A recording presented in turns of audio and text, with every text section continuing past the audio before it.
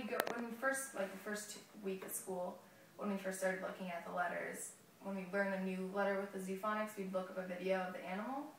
And so I don't know, maybe it'd just be easier for them to make like outside connections rather than just like outside connections through the computer.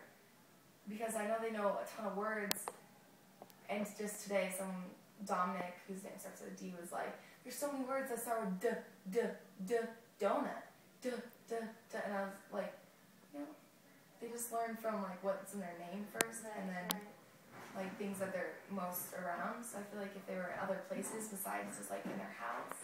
How many times do you guys go on walks? We go on walks maybe like once a week. Don't know.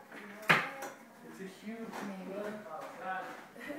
That makes sure you Well, it just depends. I don't think there's so much to notice just out. Even when we walk though, it's like the kindergarten classroom's right here, the front of the building. Is he okay? There's a patch of grass and a tree. And so we'll walk around the patch of grass, like, there's just not a lot. I mean, I know they have like a garden, but the kindergartners don't get to see it, even though Bill's like in charge of it. So we're not even talking about a school, we're talking about you and kids. What would you do? Oh gosh. I think that as much as change of scenery might be something that would distract them a lot of the times, I think I'd want to be in a different spot. What was one experience, or even more than one, but what was some experience that you had with kids that was really like a powerful experience, or like moved you, or anything like that? I mean, I'll always go back to the moment, like the second day I was at Bill's class last year, when Xander was there and he already knew how to read.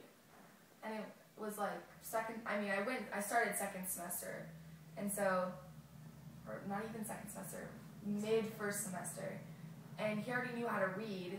He was one of the youngest in the class, and he was already using the computer. I don't know, it was just, that was like the most powerful moment for me, that they already knew so much, and they were like 5.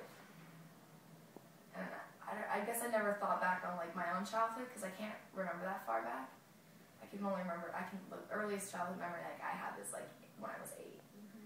And so it's just weird to think that maybe I was that smart, but I can't remember being that smart.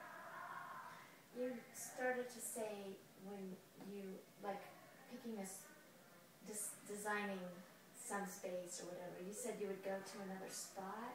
What were you going to say? I don't know, it's kind of like, not to reference homeschooling at all, but when someone, like, they're homeschooled in like a group, they like switch houses every week. So you meant a different spot all the time? Not like, maybe like stay there for like a week or so, and then like learn in that environment so they get comfortable for a little bit, but then opening them to a new environment so they can notice new things. That's interesting.